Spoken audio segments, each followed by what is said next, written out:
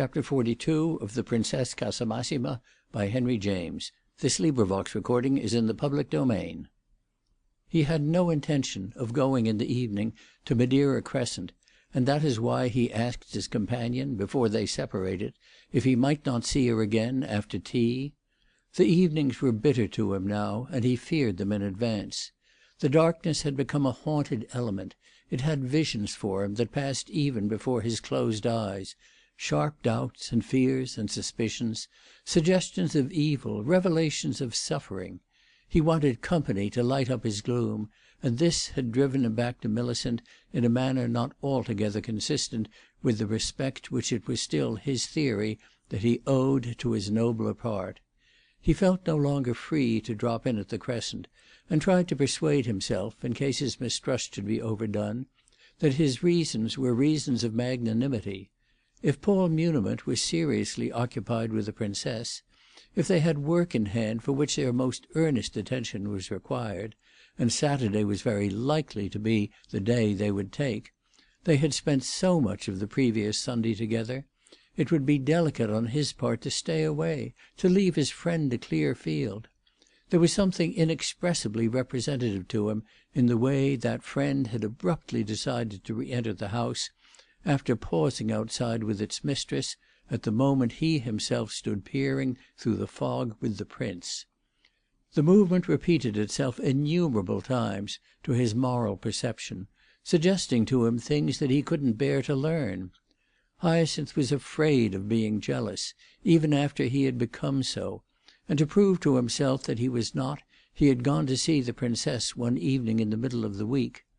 Hadn't he wanted Paul to know her, months and months before, and now was he to entertain a vile feeling at the first manifestation of an intimacy which rested, in each party to it, upon aspirations that he respected? The Princess had not been at home, and he had turned away from the door without asking for Madame Grandoni. He had not forgotten that on the occasion of his previous visit she had excused herself from remaining in the drawing-room. After the little maid in the Crescent had told him the Princess was out, he walked away with a quick curiosity, a curiosity which, if he had listened to it, would have led him to mount upon the first omnibus that travelled in the direction of Camberwell. Was Paul Muniment, who was such a rare one in general for stopping at home of an evening, was he also out, and would Rosie in this case be in the humour to mention, for of course she would know, where he had gone? Hyacinth let the omnibus pass, for he suddenly became aware, with a throb of horror, that he was in danger of playing the spy. He had not been near Muniment since, on purpose to leave his curiosity unsatisfied. He allowed himself, however, to notice that the Princess had now not written him a word of consolation, as she had been so kind to do once or twice before when he had knocked at her door without finding her. At present he had missed her twice in succession, and yet she had given no sign of regret even on his own behalf. This determined him to stay away a while longer. It was such a proof that she was absorbingly occupied. Hyacinth's glimpse of the Princess in earnest conversation with Muniment as they returned from the excursion described by the Prince, his memory of Paul's relenting figure crossing the threshold once more, could leave him no doubt as to the degree of that absorption. Millicent hesitated when Hyacinth proposed to her that they should finish the day together. She smiled, and her splendid eyes rested on his with an air of indulgent interrogation.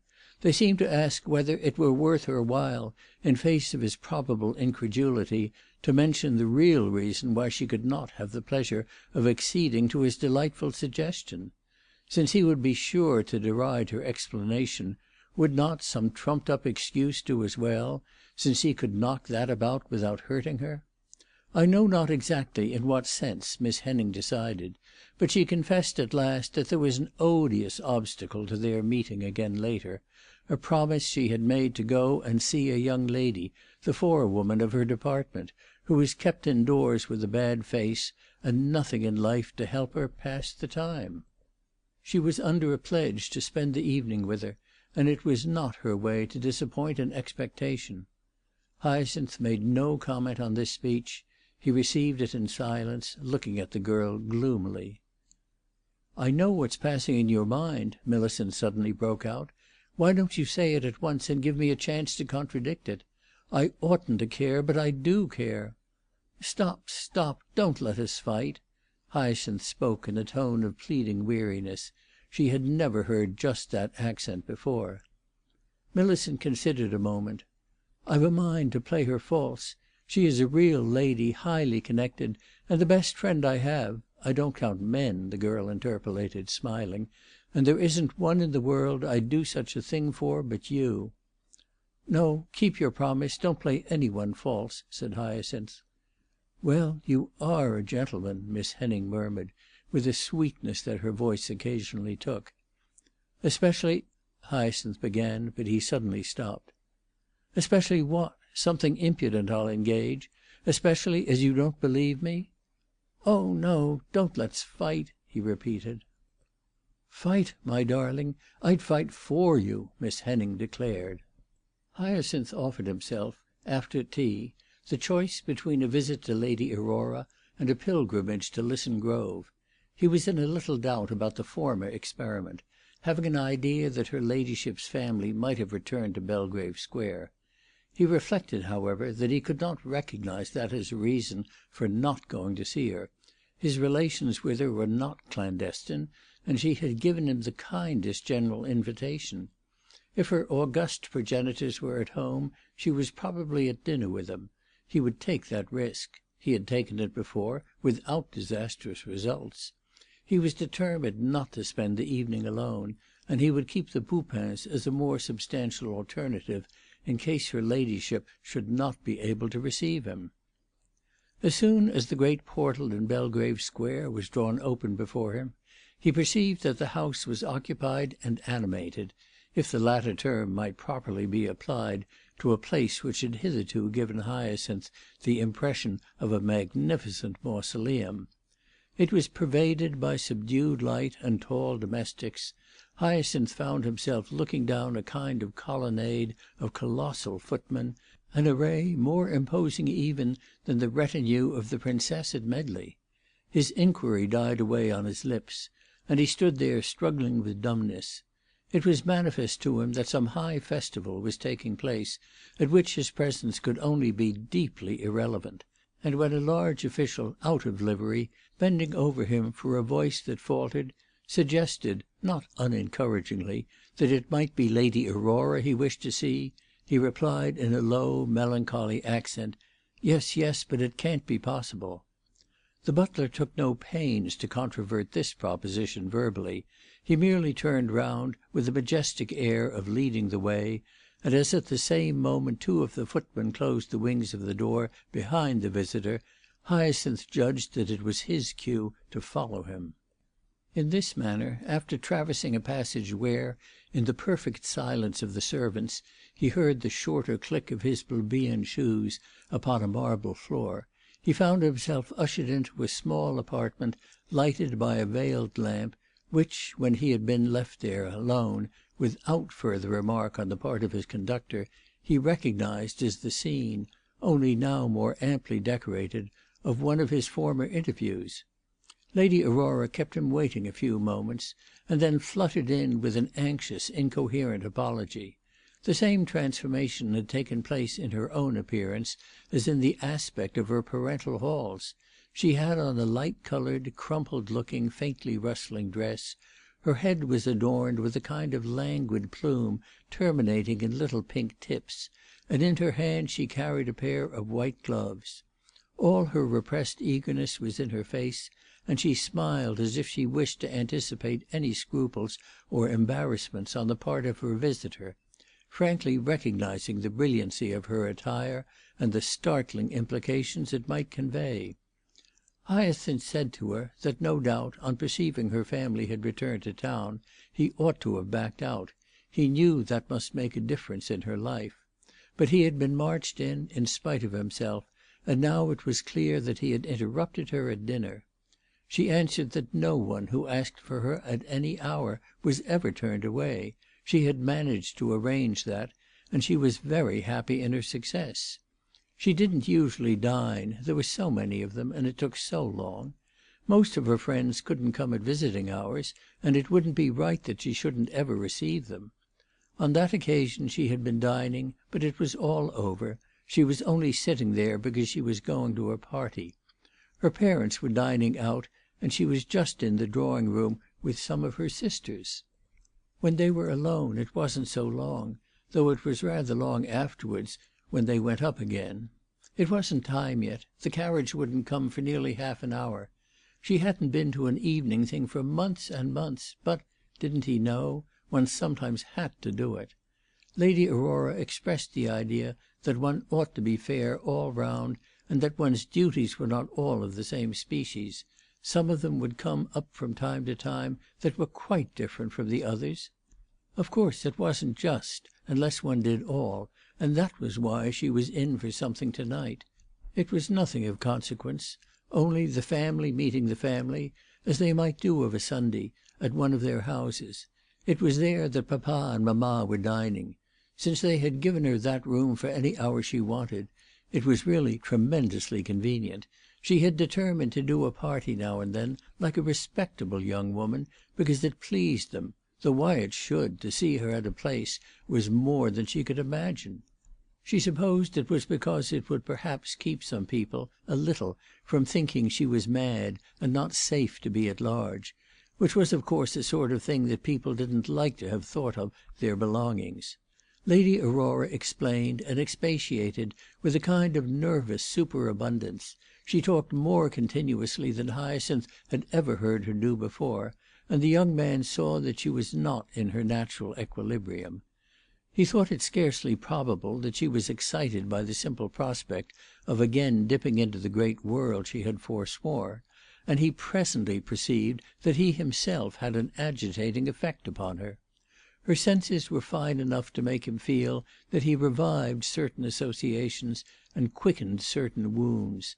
She suddenly stopped talking, and the two of them sat there looking at each other in a kind of an occult community of suffering. Hyacinth made several mechanical remarks, explaining insufficiently why he had come, and in the course of a very few moments, quite independently of these observations, it seemed to him that there was a deeper, a measurelessly deep, confidence between them. A tacit confession passed and repassed, and each understood the situation of the other. They wouldn't speak of it; it was very definite that they would never do that, for there was something in their common consciousness that was inconsistent with the grossness of accusation. Besides, the grievance of each was an apprehension, an instinct of the soul, not a sharp, definite wrong supported by proof. It was in the air and in their restless pulses, and not in anything that they could exhibit or complain of. Strange enough, it seemed to Hyacinth that the history of each should be the counterpart of that of the other. What had each done but lose that which he or she had never had? Things had gone ill with them, but even if they had gone well, if the Princess had not combined with his friend in that manner which made his heart sink, and produced an effect exactly corresponding upon that of Lady Aurora, even in this case, what would prosperity, what would success, have amounted to? They would have been very barren. He was sure the singular creature before him would never have had a chance to take the unprecedented social step for the sake of which he was ready to go forth from Belgrave Square for ever. Hyacinth had judged the smallness of Paul Muniment's appetite for that complication sufficiently to have begun really to pity her ladyship long ago. And now, even when he most felt the sweetness of her sympathy, he might wonder what she could have imagined for him in the event of his not having been supplanted, what security, what completer promotion, what honourable, satisfying sequel. They were unhappy because they were unhappy, and they were right not to rail about that. "Oh, I like to see you, I like to talk with you," said Lady Aurora simply. They talked for a quarter of an hour, and he made her such a visit as any gentleman might have made to any lady.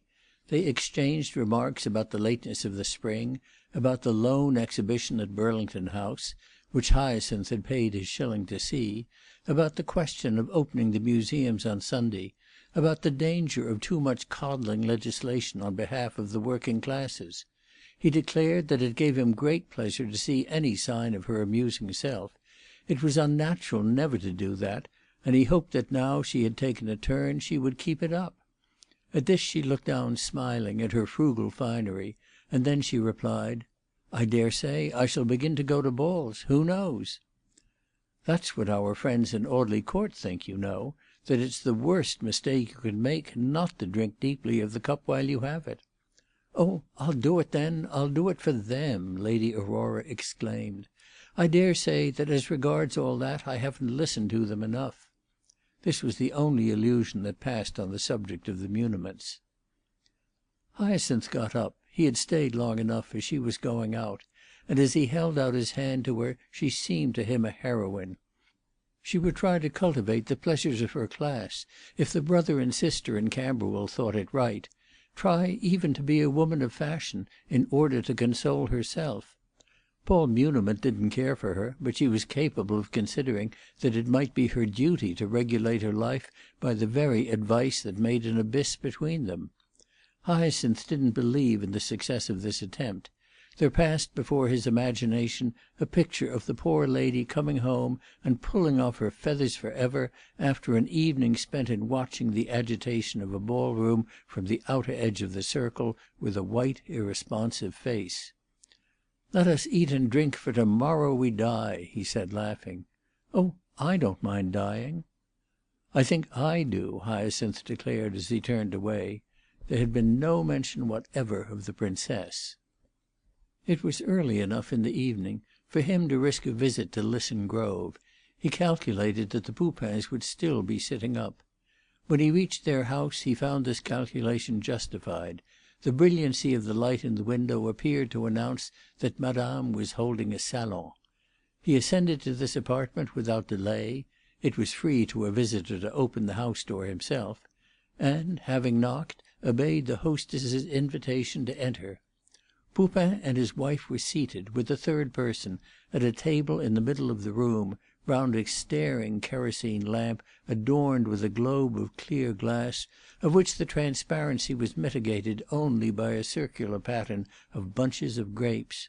The third person was his friend Schinkel, who had been a member of the little party that waited upon Hoffendahl.